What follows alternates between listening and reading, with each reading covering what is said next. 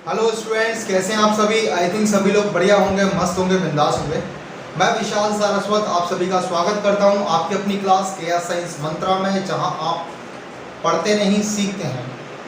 तो देखिएगा, 12th class की इस वीडियो के अंदर हम लोगों ने डिस्कस किया था। पहले जो टॉपिक चल रहा था हमारा मैग्नेटिज्म चल रहा था। क्या चल रहा था? मैग्नेटिज्म चल रहा था। तो मैग्नेटिज्म में हमने बहुत सारे टॉपिक्स को डिस्कस कर लिया था। वहाँ पर हमने पढ़ा था मैग्नेट के लिए मैग्नेटिज्म पढ़ा था। इसके लिए पढ़ा था मैग्नेट के लिए मैग्नेटिज्म पढ़ा था। अब हम लोग यहाँ पे देखें तो हमारा जो टॉपिक है वो है अर्थ मैग्नेटिज्म। क्या है हमारे पास में? अर्थ मैग्नेटिज्म है। तो देखिएगा, मेरी बात को समझिएगा, फिर उसके बाद में हम लोग डिस्कस करते हैं आखिरकार अर्थ मैग्नेटिज्म होता क्या है। देखिएगा, अर्थ मैग्नेटिज्म एक ऐसी ब्रांच है जहां पर हम अर्थ के मैग्नेटिक फील्ड के बारे में बात करते हैं। सर, अर्थ का मैग्नेटिक फील्ड मतलब सर समझ में नहीं आया हमको कुछ। मतलब क्या है? सिंपल सी बात है साहब। क्या बात है कि हमारी जो अर्थ है वो एक मैग्नेट की तरह बिहेव करती है। ऊपर की तरफ कोई भी चीज़ फेंको नीचे आ जाती है, ऊपर की तरफ कोई भी चीज़ फेंको नीचे आ जाती है। सर, गुरुत्वाकर्षण कहते हैं ना सर उसको। तो लेकिन नीचे क्यों आ रही है? उसका रीज़न है कि हमारी जो अर्थ है वो हर चीज़ को अपनी ओर खींचने की टेंडेंसी रखती है। खींचने की टेंडेंसी रखती है ना, तो सर इसीलिए हम लोग उसको क्या बोलते हैं? हम लोग एक जनरल सी भाषा में, सिंपल सी भाषा में पढ़ने के लिए हम उसको क्या कहते हैं? अर्थ मैग्नेटिज्म का नाम दे दिया है। हमारी अर्थ एक मैग्नेट की तरह बिहेव करती है और इसी को हम लोग क्या बोलते हैं? अर्थ मैग्नेटिज्म के अंदर हम लोग बात करते हैं। अब क्या है सर, रीजन क्या है सर हमारी अर्थ एक मैग्नेट की तरह बिहेव करती है? तो देखिएगा, बहुत टाइम पहले जब न्यूटन ने गुरुत्वाकर्षण या हमारे जो ग्रेविटेशन फोर्स है उसका डिस्कवर नहीं हुआ था, उससे पहले गिलबर्ट एक साइंटिस्ट थे। क्या थे? गिलबर्ट एक साइंटिस्ट थे। उन्होंने क्या बताया कि हमारी जो अर्थ है वो हर चीज़ को अपने पास में खींचती है।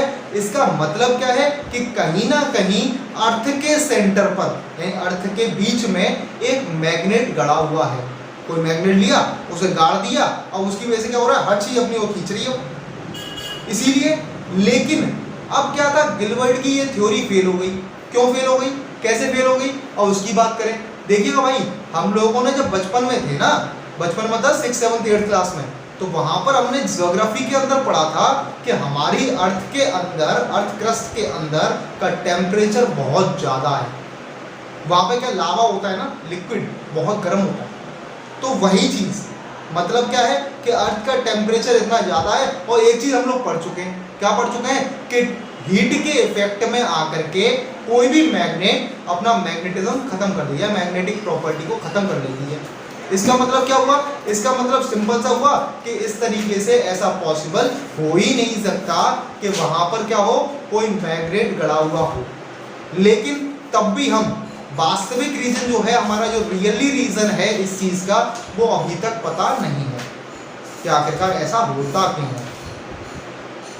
अब देखेंगे, यहाँ पर हम लोग डिस्कस कर रहे हैं, हम लोग गिलबर्ट थ्योरी को लेकर के डिस्कस करेंगे। क्या करेंगे? गिलबर्ट ने ये बताया कि हमारी जो अर्थ है वो अर्थ ये रही सर। हमारी अर्थ क्या है? ये अर्थ है सर। ठीक है, इसके पोल्स कैसे होंगे? इस टाइप से पोल्स होंगे। यानी ये वाला पोल कौन सा होता है? North pole. और ये वाला कौन सा होता है? साउथ पोल होता है। अब इस पर एक मैग्नेट गड़ी हुई है। ये हमारे पास में मैग्नेट हमने गाड़ दी। ठीक है साहब।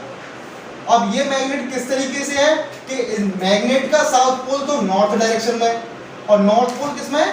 साउथ डायरेक्शन में। क्लियर है? कोई दिक्कत तो नहीं है? बात समझ में आ गई होगी। क्लियर? अब हम पढ़ते हैं कुछ एंगल्स को। किसको पढ़ते हैं? कुछ एंगल्स को पढ़ते हैं। या कुछ एंगल्स को पढ़ने से पहले हम लोग मेरिडियंस को पढ़ें। मेरिडियंस क्या होता है?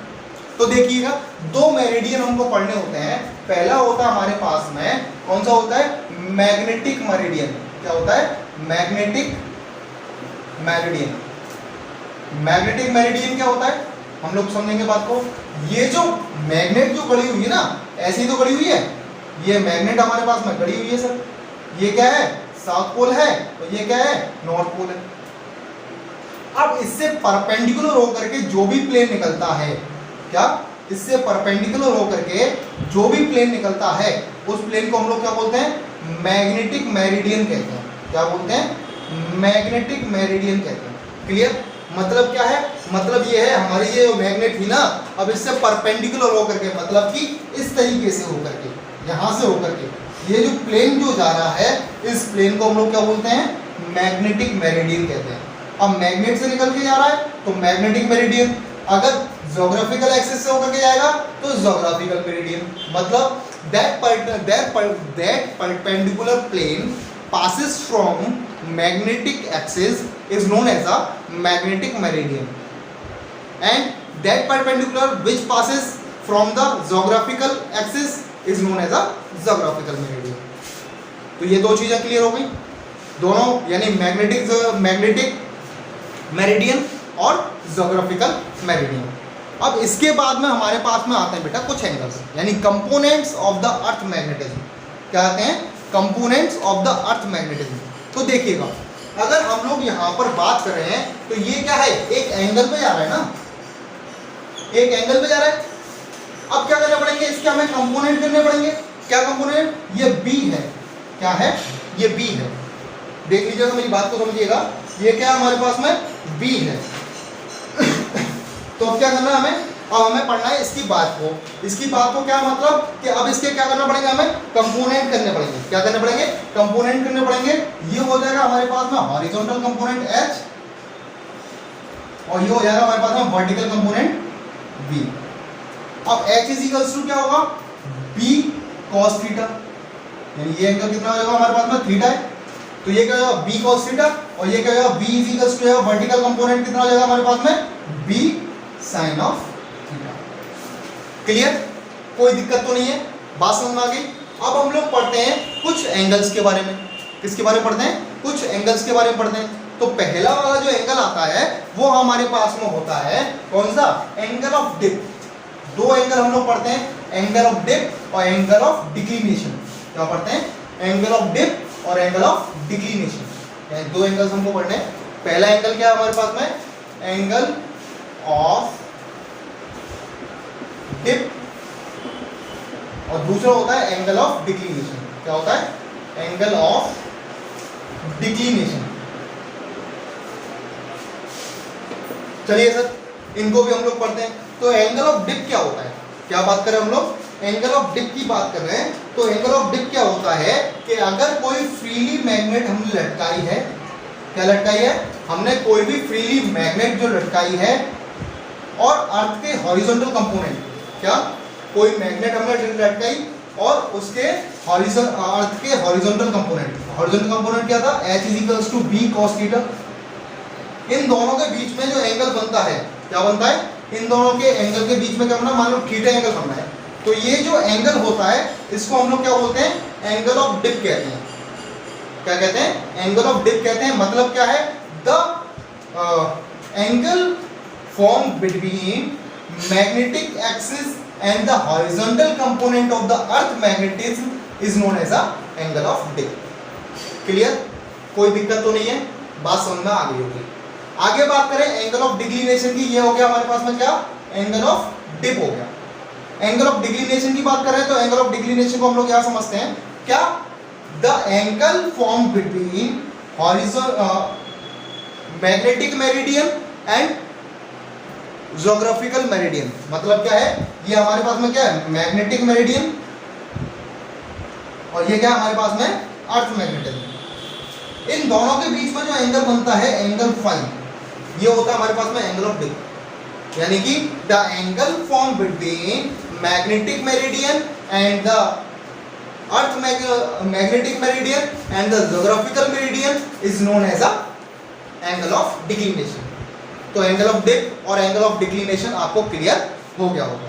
क्लियर है, बात समझ में आ गई। अगर हम बात करें एंगल ऑफ डिप की, किसकी बात कर रहे हैं हम लोग, एंगल ऑफ डिप की बात कर रहे हैं। तो एंगल ऑफ डिप क्या होता है हमारे पास में, किसकी वैल्यू कितनी होती है। अगर हम लोग बात करें इसकी, किसकी बात करें, अगर हम लोग इक्वेटर्स पर बात करते हैं, किस पर बात करते हैं, इक्वेटर्स पर बात करते हैं, तो इक्वेटर पे इसका जो वैल्यू होता है वो 0 डिग्री होता है। यानी कि theta is equals to 0 degree at equators. ठीक है, और theta is equals to 90 degree at poles. Poles पर कितना होता है, 90 डिग्री होता है, और इक्वेटर्स पे कितना होता है इसका, इसकी वैल्यू 0 डिग्री होती है। क्लियर, कोई दिक्कत तो नहीं है बेटा, बात समझ में आ गया होगा। अब हमने क्या पढ़ा था, हमने पढ़ा था कंपोनेंट्स पढ़े थे। क्या पढ़े थे हमने, कंपोनेंट्स पढ़े थे। क्या कंपोनेंट्स पढ़े थे, हमारे पास में था h is equals to b cos theta और h is b is equals to क्या पढ़ा था हमने, b यानी vertical component b sin of theta. इसे बनाइए इक्वेशन नंबर फर्स्ट, इसे बनाइए इक्वेशन नंबर सेकंड। अब एक काम करिए, दोनों इक्वेशन का स्क्वायर करके प्लस कर दीजिए, यानी कि फर्स्ट का स्क्वायर करिए प्लस सेकंड का स्क्वायर करिए, तो हमारे पास में क्या आएगा, अर्थ मैग्नेटिज्म का वैल्यू आ जाएगा। क्या आ जाएगा हमारे पास में, h square plus v square is equals to b cos theta plus b sin theta का स्क्वायर, यानी h स्क्वायर, h का स्क्वायर प्लस b का स्क्वायर। क्लियर है। अब यहां से देखेंगे तो क्या हो जाएगा, h square plus v square is equals to b square, bracket में क्या हो जाएगा, cos square theta plus sin square theta. अब cos square theta plus sin square theta की वैल्यू कितनी होती है, 1 होती है, यानी b square is equals to कितना हो जाएगा, h square plus v square, यानी b इज इक्वल्स टू क्या हो जाएगा, अंडर रूट में h square plus v square. Clear. तो यहां से हमारे पास में क्या आ जाएगा, मैग्नेटिक फील्ड की वैल्यू आ जाएगी। क्लियर, कोई दिक्कत तो नहीं है, बात समझ में आ गया होगा। अब इसके बाद में हमारा एक और टॉपिक आता है, बहुत छोटा सा टॉपिक है। क्या है, बहुत छोटा सा टॉपिक है। तो वहां पर हम लोग बात करते हैं, किसकी बात करते हैं, नल पॉइंट की। किसकी बात कर रहे हैं अब हम लोग, नल पॉइंट के लिए हम लोग बात करते हैं कि आखिरकार नल पॉइंट क्या होता है। तो देखिएगा, जहां पर magnetic field of earth, magnetic field of earth और मैग्नेटिक फील्ड ऑफ मैग्नेट दोनों कैसे हो बेटा, इक्वल और अपोजिट हो। दोनों कैसे हो, इक्वल और अपोजिट हो, तो वहां पर हमें क्या मिलते हैं, वहां पर हमें नल पॉइंट मिलता है, मतलब वहां पर कोई भी मैग्नेटिक फील्ड नहीं होगा। क्लियर। और कहां कहां पे कैसे कैसे मिलेंगे वो हम लोग बात करते हैं। वो हम लोग बात करते हैं कि अगर नॉर्थ टू नॉर्थ पोजीशन है, क्या है, नॉर्थ टू नॉर्थ पोजीशन, मतलब क्या है कि जो हमने मैग्नेट जो रखी है, क्या रखी है, हमने जो मैग्नेट रखी है, हमारी जो मैग्नेट है, हमने मैग्नेट रखी है, वो कैसे रखी है, वो इस तरीके से रखी है। कैसे रखी है, इधर नॉर्थ है, इधर साउथ है, और अर्थ के लिए भी क्या होता है, इस साइड में नॉर्थ होता है, इस साइड में साउथ होता है। किसके लिए, अर्थ के लिए। ठीक है। अगर क्या है बेटा, एंड टू एंड पोजीशन है, क्या है, एंड टू एंड है, यानी नॉर्थ की तरफ नॉर्थ है और साउथ की तरफ साउथ है, तो वहां पर हमें जो पॉइंट्स मिलेंगे, नल पॉइंट मिलेंगे, वो कहाँ मिलेंगे बेटा, नॉन एक्सिस पे ही मिलेंगे। नॉन एक्सिस मतलब इस साइड में मिलेंगे। क्लियर, कोई दिक्कत तो नहीं है, बात समझ में आ गई। ये क्या हमारे पास में नल पॉइंट मिलेंगे, क्या मिलेंगे, नल पॉइंट होंगे दोनों, यानी एक को मान लो P और एक को मान लो Q, यहाँ दोनों पे क्या मिलेंगे मेरे को, नल पॉइंट मिलेंगे। ठीक है, क्योंकि यहाँ पर दोनों की वैल्यू कैसे होंगी, सेम होंगी। क्लियर। अगर मैं साउथ टू नॉर्थ का रखता हूँ, क्या रखता हूँ, साउथ टू नॉर्थ का रखता हूँ, तो जो नल पॉइंट मिलेंगे वो कहाँ मिलेंगे, वो मिलेंगे एक्सिस पर। कहाँ मिलेंगे, वो मिलेंगे हमें एक्सिस पर, यानी इस जगह पर और इस जगह पर, यानी ये हमारा P और ये हमारा Q। क्लियर है, यहाँ पर कोई दिक्कत तो नहीं है, बात समझ में आ गई। तो ये हमारे पास में बहुत इंपॉर्टेंट है। एक और चीज मैं इंपॉर्टेंट चीज आपको बता दूं, क्या बता दूं, अगर मैंने किसी भी कागज के प्लेन पर, यानी पेपर प्लेन पर, यानी ये पेपर है, उसके ऊपर अगर किसी मैग्नेट को परपेंडिकुलर रख दिया, क्या रख दिया हमने, परपेंडिकुलर रख दिया, तो उस कंडीशन में हमें केवल और केवल एक ही नल पॉइंट मिलेगा, दो नल पॉइंट नहीं मिलेंगे। क्लियर। तो हमने क्या क्या पढ़ लिया, हमने पढ़ा है क्या, अर्थ मैग्नेटिज्म को पढ़ लिया इस वीडियो में। इसके साथ साथ में हमने अर्थ मैग्नेटिज्म के कंपोनेंट जो थे वो भी हमने पढ़ लिए। यानी हमने क्या पढ़ा था, हमने 4 टॉपिक पढ़े थे। कौन कौन से 4 टॉपिक थे वो टॉपिक था हमारे पास में, पहला टॉपिक क्या था, पहला टॉपिक था हमारे पास में एंगल ऑफ डिप, दूसरा क्या था, एंगल ऑफ डिक्लिनेशन, तीसरा क्या था, मैग्नेटिक मेरिडियन, चौथा क्या था, ज्योग्राफिकल मेरिडियन। क्लियर। इसके साथ साथ में हमने पढ़ा नल पॉइंट, जहाँ पर मैग्नेटिक और अर्थ दोनों के जो जो बी है यानी कि मैग्नेटिक फील्ड है वो आपस में कैसे होंगे, इक्वल और अपोजिट होंगे। उसके लिए हमने कंडीशन पढ़ी है नॉर्थ टू नॉर्थ है, यानी कि जो हमारा मैग्नेट है उसकी वैल्यू को उसका जो नॉर्थ पोल है वो मैग्नेट अर्थ के नॉर्थ पोल में है, वहां पर हमें क्या मिलेंगे, नॉन एक्सिस पर मिलेंगे। अगर साउथ टू नॉर्थ की कंडीशन है तो वहां पर हमें कैसे मिलेंगे बेटा, एक्सिस पर मिलेंगे। और उसके साथ साथ में हमने बताया कि एंगल ऑफ डिप की वैल्यू कितनी होती है पोल्स पर और इक्वेटर्स पर। पोल्स पर 90 डिग्री होती है, इक्वेटर्स पर कितनी होती है हमारे पास में 0 डिग्री होती है। उसके साथ साथ में अगर कोई मैग्नेट अगर परपेंडिकुलर रखे पेपर पर तो वहां पर केवल और केवल हमें क्या मिलेगा, हमें एक ही नल पॉइंट मिलेगा। इसके साथ साथ में हम लोग देखें तो हमारे पास में देखो आगे आते हैं हमारे पास में क्या, मैग्नेटिक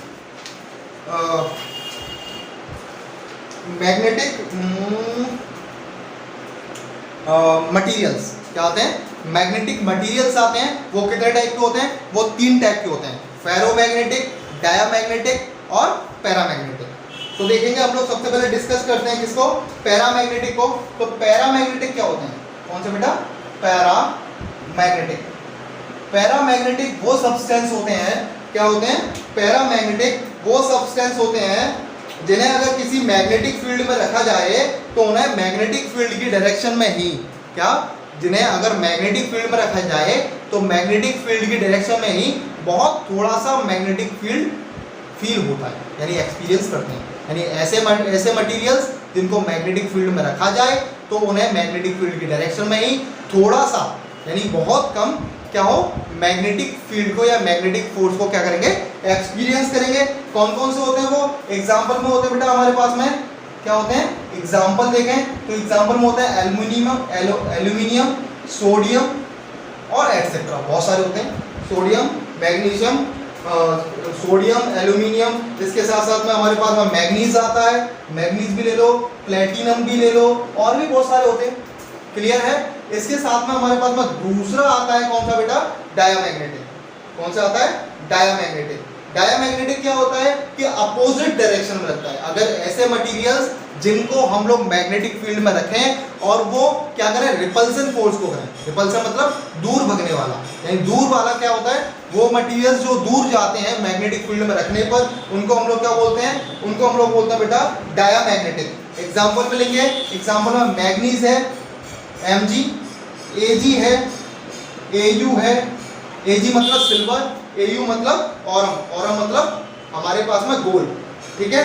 और इसके साथ साथ में Hg भी आता है, क्या आता है, Hg भी आता है, कॉपर भी आता है, और भी बहुत सारे क्या है, और भी बहुत सारे हैं, क्लियर। आगे बात करेंगे फेरोमैग्नेटिक की। तो फेरोमैग्नेटिक वो सब्सटेंस होते हैं जिन्हें मैग्नेटिक फील्ड में रखा जाए तो वो मैग्नेटिक फील्ड की डायरेक्शन में ही अट्रैक्ट होते हैं, लेकिन उनके बीच में जो फोर्स एक्सपीरियंस होता है वो बहुत ज़्यादा होता है, यानी पैरामैग्नेटिक में बहुत कम होता है, फेरोमैग्नेटिक में बहुत ज़्यादा होता है। और उसके साथ साथ में अगर अपोजिट फोर्स लग रहा है यानी कि दूर जा रहे हैं, यानी रिपल्सन फोर्स को एक्सपीरियंस कर रहे हैं, तो वो हमारे पास में कैसे होते हैं, वो हमारे पास में होते हैं डायामैग्नेटिक, क्लियर। अब हम देखते हैं फेरोमैग्नेटिक के एग्जांपल्स देखते हैं। तो देखो फेरोमैग्नेटिक बोल रहा है, इसका मतलब क्या है, इसका मतलब हमारे पास में क्या होगा, हमारे पास में तीसरा जो है हमारे पास में क्या था, फेरोमैग्नेटिक था। फेरोमैग्नेटिक में देखो आयरन होगा, निकिल होगा, और उसके साथ साथ में हमारे पास में क्या हो सकता है, हमारे पास में FeO3 होगा, यानी फेरस ऑक्साइड होगा, क्या होगा, फेरस ऑक्साइड होगा। तो ये हमारे पास में बहुत सारे इंपॉर्टेंट टॉपिक्स हैं। ये वैसे लास्ट ईयर CBSE ने सिलेबस से हटा दिए थे और यूपी में भी हटा दिए थे, यूपी बोर्ड में भी हटा दिए थे, यानी कई सारे बोर्ड्स में इसको डिक्लेयर कर दिया था कि ये टॉपिक्स आपके बोर्ड एग्जामिनेशन में नहीं आएंगे। लेकिन हम यहाँ पर सारी चीज़ें पढ़ रहे हैं क्योंकि कॉम्पिटिशन एग्जाम में कहाँ से कौन सा क्वेश्चन उठ के आ जाए हम लोग नहीं कह सकते, तो ये छोटे छोटे टॉपिक्स हमको पढ़ने हैं। इसके साथ साथ में हमारा जो टॉपिक है मैग्नेटिज्म वो पूरी तरह कंप्लीट हो गया है। पार्ट 1 में हमने मैग्नेट के लिए पढ़ा था और ये पार्ट 2 है मैग्नेटिज्म का, जहां पर हम लोग क्या पढ़ रहे हैं, अर्थ मैग्नेटिज्म के बारे में पढ़ रहे थे, तो वहां पर भी हमारा ये टॉपिक कंप्लीट हो गया है। इस तरीके से हमारा मैग्नेट का थर्ड टॉपिक भी कंप्लीट हो गया है, ठीक है। फर्स्ट टॉपिक में हमने पढ़ा था magnetic effect of current, second topic में हमने पढ़ा था torque on a magnet in a magnetic field. इसके साथ साथ में हमने उसका गैल्वेनोमीटर पढ़ा था, उसका एक पार्ट था। उसके साथ साथ में वो हमने पढ़ा सस्पेंडेड टाइप गैल्वेनोमीटर पढ़ा था, ठीक है। अब इसके बाद में हमने पढ़ा था मैग्नेटिज्म किसी भी अर्थ के लिए। अब इसके बाद में हमने पढ़ा क्या, अर्थ मैग्नेटिज्म। आगे आने वाली वीडियोस में हम लोग आगे आने वाले टॉपिक्स को डिस्कस करेंगे, जहां पर हम लोग पढ़ेंगे किसको, जहां पर हम लोग पढ़ेंगे ईएमआई को, इलेक्ट्रोमैग्नेटिक इंडक्शन को, फिर हम पढ़ेंगे अल्टरनेटिंग करंट को, और वहां पर जाने के बाद में और एक और टॉपिक रह जाता है हमारे पास में इलेक्ट्रोमैग्नेटिक वेव्स का, बहुत छोटा सा टॉपिक है वो, और फिर हमारा ये मैग्नेट टॉपिक कंप्लीट हो जाएगा। यानी कि हम लोग अगर बात करें तो 12th क्लास का फर्स्ट बुक कंप्लीट हो जाएगा। वो टाइम लेगा अभी, लेकिन अभी तक के लिए इतना ही है। आप लोग पढ़ते रहें, सीखते रहें, समझते रहें, और सबसे बड़ी बात है कि आप लोग क्वेश्चंस जरूर करें। क्वेश्चन करेंगे तो डाउट भी आएंगे, और उन डाउट्स के लिए मैं आपके साथ में हूँ। आप कमेंट सेक्शन में अपने डाउट्स को पूछ सकते हैं, और उन डाउट्स को हम कमेंट को देखते ही हम उसका रिप्लाई आपको करेंगे। तब तक के लिए थैंक यू वेरी मच, बने रहें मेरे साथ। Thank you.